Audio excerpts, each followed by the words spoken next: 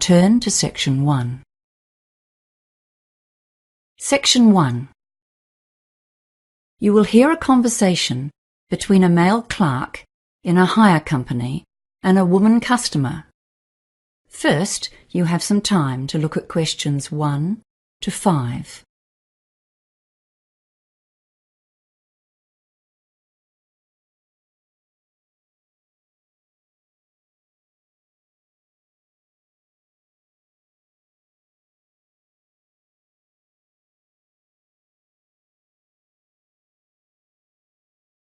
You will see that there is an example that has been done for you. On this occasion only, the conversation relating to this example will be played first. Hello, welcome to Harry's Hire Company. How can I help you? Oh, hi, yes. I've come in to find out about renting stuff for a 21st birthday party. Yes, of course. The customer says she wants to rent equipment for a birthday party. So birthday party has been written in the space. Now we shall begin. You should answer the questions as you listen, because you will not hear the recording a second time. Listen carefully and answer questions 1 to 5. Hello, welcome to Harry's Hire Company. How can I help you? Oh, hi, yes. I've come in to find out about renting stuff for a 21st birthday party. Yes, of course. First of all, what date is the party? It's next Saturday. That was the closest we could get to the actual birthday, which is the 22nd of November. Gosh, it's hard to believe it was 21 years ago. Seems like yesterday. So the 18th of November? No, sorry. I meant the following Saturday, the 25th. Okay, we have just about everything here. Tableware, marquees, you name it, we rent it. What size of event are we talking about here? Yes, that's a good question. We were planning to have about 40 people, but you know how these things grow, and it went up to 60 at one stage. I think it's back to 55 now. Yes, that's right. It was all getting a bit out of hand. Okay, and what kind of catering and entertainment are you having? We can help with entertainment hire too. You know, if you need microphones or a sound system. Oh, that's good. We've booked a catering company and they're providing a meal. It's nothing elaborate, just finger food snacks and then a simple buffet meal. So we'll need all the usual dinner plates and bowls. I suppose 5 dozen of everything. Oh, and knives and forks too, 5 dozen sets. We won't need any cooking equipment because the caterers will do that. And they're providing tea and coffee as well. I see. And do you need any tables or chairs? Well, not tables because we wouldn't have room for them. But I suppose some extra chairs might come in handy. What type do you have? Come over here and I'll show you. We have a couple of different kinds. We do have the folding wooden ones, like these. But the most popular ones are just those stackable plastic garden chairs. We rent a lot of those. Yes, the plastic ones look great. Maybe 40 of those. Okay. I'm making a list here as we speak. Was there anything else? Oh, do you want small or medium glasses? People generally want both sizes. Yeah, better get both kinds. 4 dozen of each. And what else? The caterers are supplying a punch bowl, so that's okay. Oh, I know. What about 6 ice buckets for keeping the drinks cold? We're providing all the drinks because I have a friend who's helping us with that. I suppose this is going to get very expensive. Before you hear the rest of the conversation, you have some time to look at questions 6 to 10.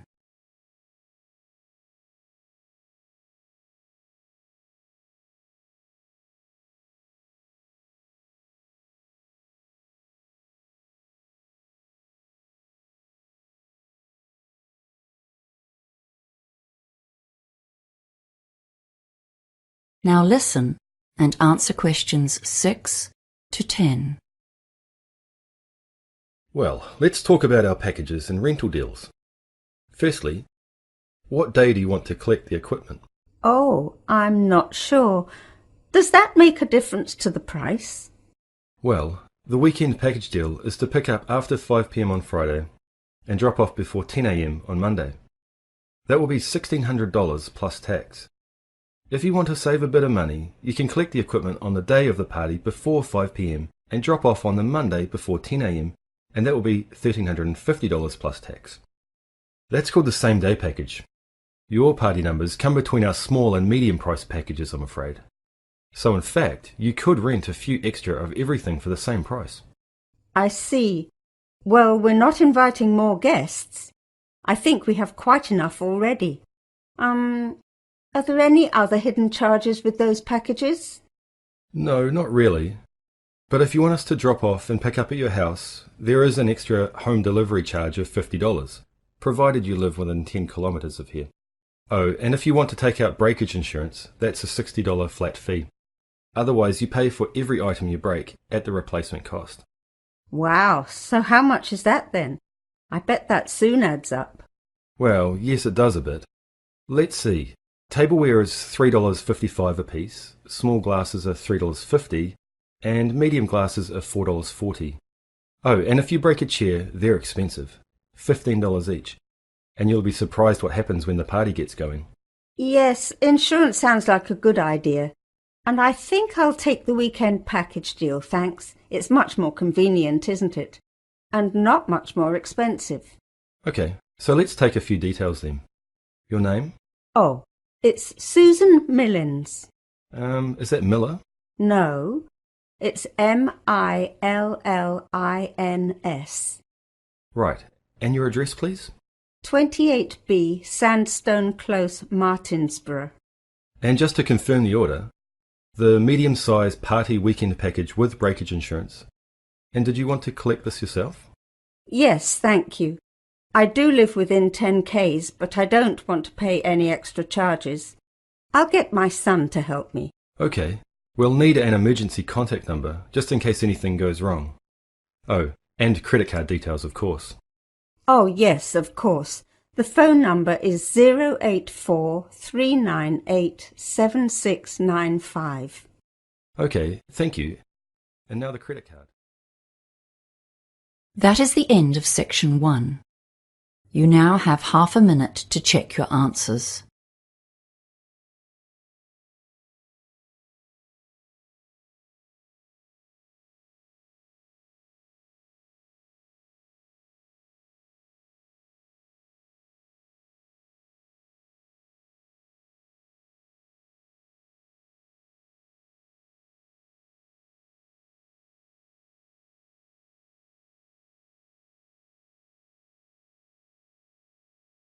Now turn to section 2.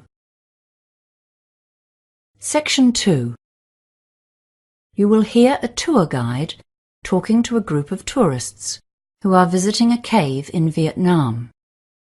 First, you have some time to look at questions 11 to 15.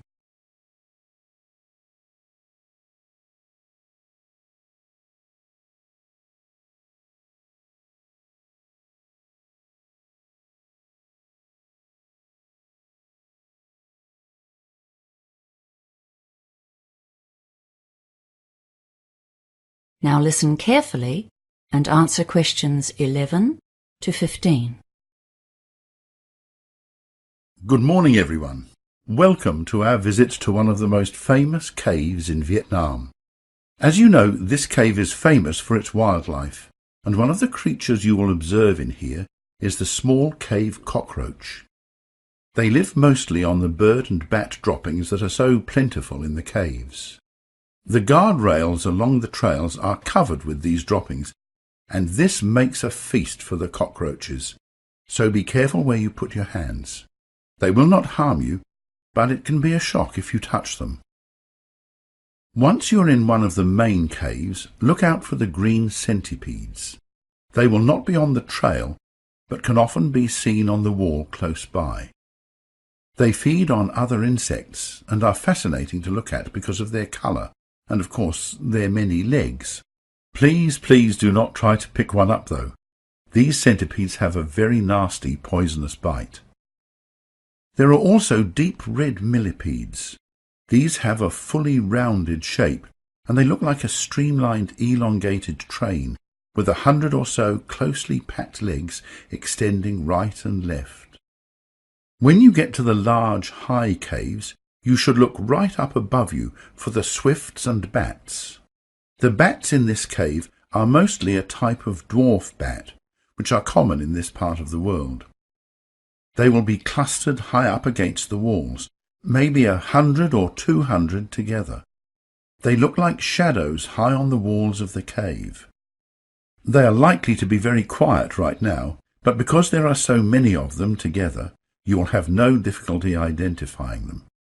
They sleep all day until they all leave the cave in a massive flock on their nightly hunt for flying insects. The swifts are the creatures you can see flying around during the day, especially if they have young ones to feed. They can navigate in the darkness here and will fly outside in ones and twos at dusk to catch small winged insects like mosquitoes. However, they tend to return before it's pitch black outside, and they do not hunt at night.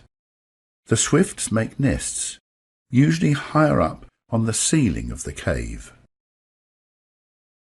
Before you hear the rest of the talk, you have some time to look at questions 16 to 20.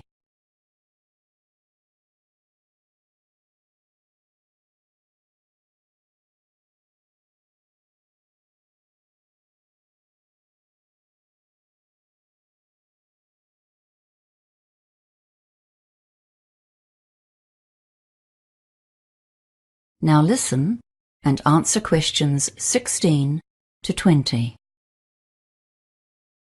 The paths tend to run around the edges of the large caves. Mostly this is because the centre is a mound of guano, the bird and bat droppings. This is also the source of the strong smell inside the caves. You may not like this smell, but the locals know its economic value. They have harvested the products of these caves for centuries. The guano is very valuable as fertilizer, and so it's collected each year, once the young birds have grown and the swifts have abandoned their nests. The guano is not the only valuable byproduct of the wildlife here. As you travel through the caves, you will notice some bamboo structures.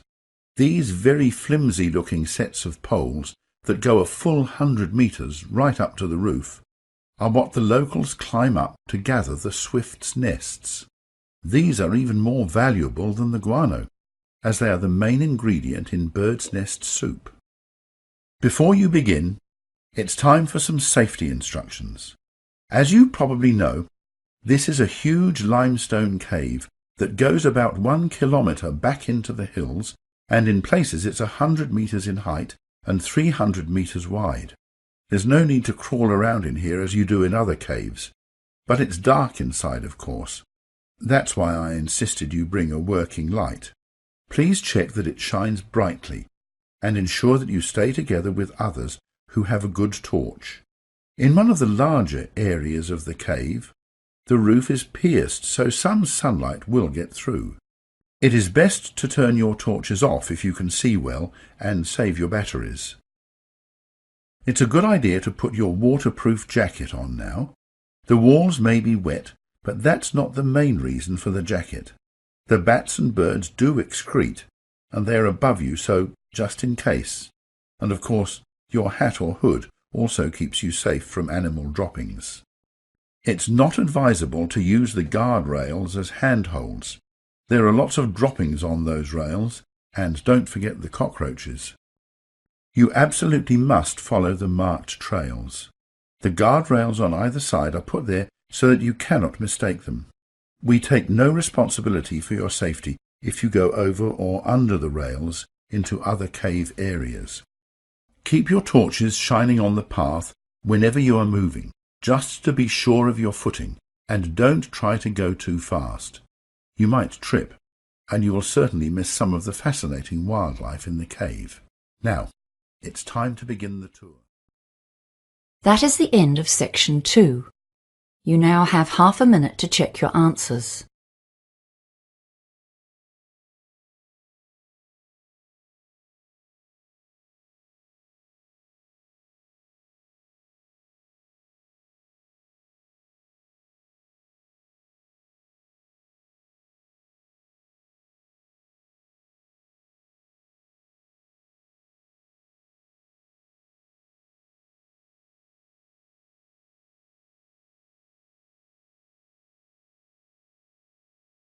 Now turn to Section 3. Section 3. You will hear a conversation between a student called Mary and her tutor, Mr. Hadstone. First, you have some time to look at questions 21 to 25.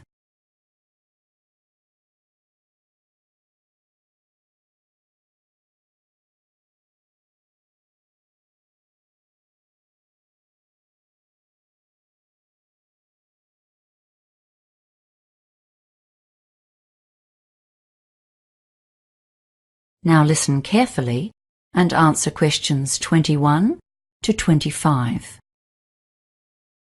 Hello, Mr. Hadstone. Is this the right time for our meeting? Yes, it is. Thanks for coming in at such a late hour, Mary. I know you've had a busy day studying and will be keen to get home. And thanks for volunteering to run this project. It's going to help you develop and practice skills needed by teachers today. Field trips are getting more and more a part of school life. So as a student of education, it'll be wonderful training for you. It's really a great opportunity. We did loads of field trips at school, so I've got a good idea of what sort of things we could do. I expect so. But we're here to go through the basics of planning one, and the trip leader carries a load of responsibility. Right now, you're focusing on activities, but your main job is to consider the dangers and come up with ways of countering or avoiding them. There are lots of government regulations you won't have been aware of on your school trips, but they're just a guideline for your own planning. Some of those school trips you went on would have been pretty adventurous, right? Yeah. Okay, and your plan needs to be tailored to the kind of trip you're doing.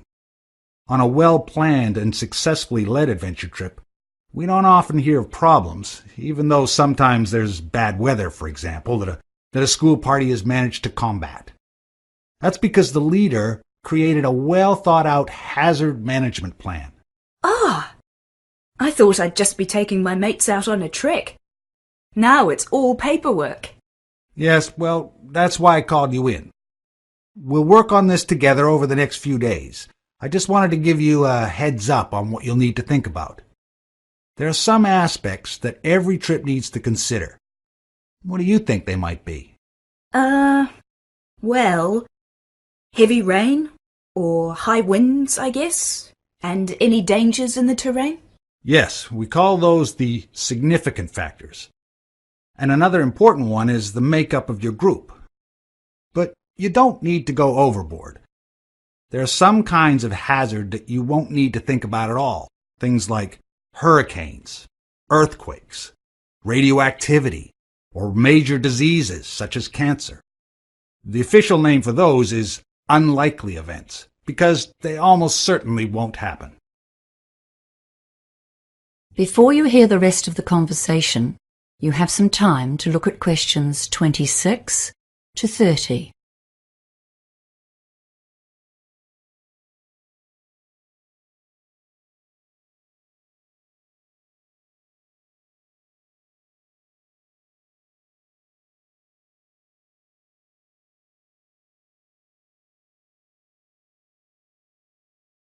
Now listen and answer questions 26 to 30.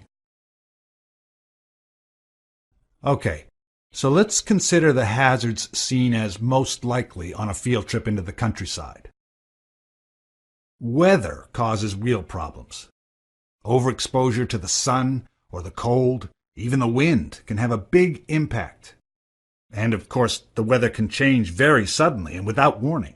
Yes, people can get into trouble in the hills if they don't bring extra layers of clothes and a jacket, even if they start walking on a hot day. Oh, and a raincoat too, of course. What's next then? Well, let's think about possible activities and what you might need. Yes, okay. Well, for hiking, of course, we need a first aid kit. Oh, and a decent topographic map of the area. And we need to make sure that more than one person can read it. I've run into lots of difficulties in the past with people who can't identify even major features, like rivers. And some people have no idea about contour lines. And I suppose a compass, too. You'd need to list those. Then there are things that might be obvious but must be written down and considered seriously. For example, if there's a possibility of falling more than 2.5 meters, that's considered life-threatening. And I'm sure you would be aware of problems near the sea, like tides or high waves, and the trouble you can get into where there's a possibility of an avalanche or a mudslide or a flash flood if you're anywhere near rivers. Yes. Well, I was thinking of an adventurous route for this trip. You know, that's always more fun. And it's such a cool feeling when you've achieved something really difficult. Yes, okay, but then you need to consider who's going to be in your party. Don't go and plan things that are beyond the reach of most people, or you're asking for trouble. You need to take into account the physical strength and experience of the party as a whole. When you make your groups, make sure there's at least one person in each one who's been hiking a few times before. Wow! There's a lot to write down, isn't there? I'm really keen to get started now. Well, good, because there's a lot more detail to consider. For now, I'll just mention 2 more of the common hazards for high school trips in particular. Yes? The Ministry of Education website says don't use inexperienced volunteers. And don't allow student drivers to bring their own cars, or to drive anyone else's car for that matter. Well, now I really have something to think about. Thanks, Mr. Headstone. That is the end of section 3. You now have half a minute to check your answers.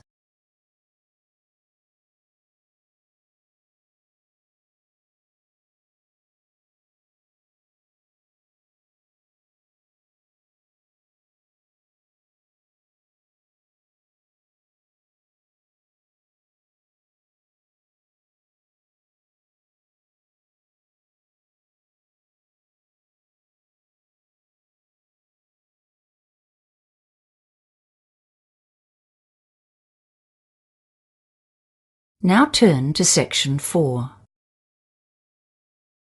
Section 4. You will hear a lecturer giving a talk on cochlear implants. First, you have some time to look at questions 31 to 40.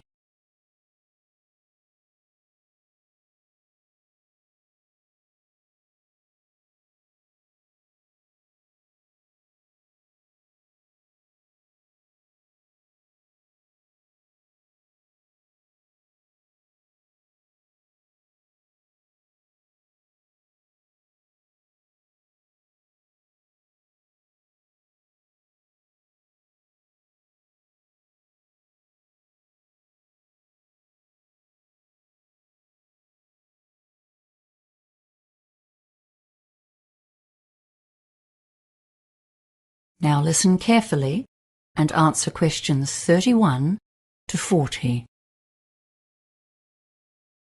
The topic for today's lecture is cochlear implants, which are a relatively new form of technology for assisting people who are profoundly deaf. First, let's revise how normal hearing works. If you look at image 1, you will remember that the ear has 3 sections. The outer ear, or pinna, picks up sounds, which are then channeled through the ear canal to the eardrum, where they are transformed into mechanical vibrations. These are sent to the cochlea, or inner ear. Inside this snail-shaped tube, there are sensory hearing cells that have a variety of functions. The outer hair cells make soft sounds louder and reduce the volume of louder sounds. The inner ear cells transfer this information to the auditory nerve and thence to the brain, which interprets the input as sounds. This sophisticated and sensitive process allows us to process a huge variety of auditory input. For those who are profoundly deaf, the system functions poorly or not at all, and the brain does not receive the input it needs to process and interpret sounds. Image 2 shows how a cochlear implant works. You can see that the implant has 3 main parts. The first external part, behind the ear itself, is the microphone, and at the back of this you can see its associated speech processor, which is a tiny computer. This analyzes and digitizes sounds and sends them to the transmitter, which is worn on the head. Those sounds need to be converted into electrical impulses so that they can be sent to the cochlea. If you look carefully at the image, you can see that just under the skin, directly behind the transmitter, is a surgically implanted receiver. This receives the sounds from the transmitter. It converts these sounds into electrical impulses, which are sent directly to an electrode array that is implanted inside the cochlea itself, thus completely bypassing the ear canal. As you have seen, a cochlear implant does not operate in the same way as the ear, nor, in fact, as a hearing aid. In cases of mild hearing loss, hearing aids can be very helpful. They simply amplify the normal sound waves as they travel down the ear canal. However, they generally cannot overcome severe hearing difficulties, and this is where cochlear implants come into play. So, what are the pros and cons of using a cochlear implant? Well, firstly, cochlear implants can deliver significant improvements in hearing for some users, and some people report dramatic improvements in the perception of individual words and sentences over the weeks and months after an implant. However, a cochlear implant is not a magic bullet that works equally well for all users. The sound signals that the brain receives from an implant are quite different from normal ones, and this means that the user has to relearn how to hear. Many users report that speech sounds robotic after a cochlear implant, and the degree to which people can adjust to this new kind of hearing varies hugely with each user and situation. It is important to understand that a cochlear implant is not a cure for deafness and that the user is still deaf. Especially for a child, an implant is a long-term commitment involving lengthy and intensive training. The user must learn to reinterpret sounds and will likely need to augment this with speech therapy so that people in the community can easily communicate with them. The implants work much better in quiet situations than in noisy ones, so they still need to learn to lip read and to use sign language. The surgery itself is not without risk, though it has greatly improved since it was first performed, and there is some possibility of damage to facial nerves. Another disadvantage of a cochlear implant is that the surgery may remove any natural hearing that the deaf person still retains. This takes away the possibility of using a hearing aid should the implant not be effective. For this reason, many users have implant surgery performed on only one ear, the one with the least natural hearing. So, who is best suited to receiving an implant? Many factors impact on this decision.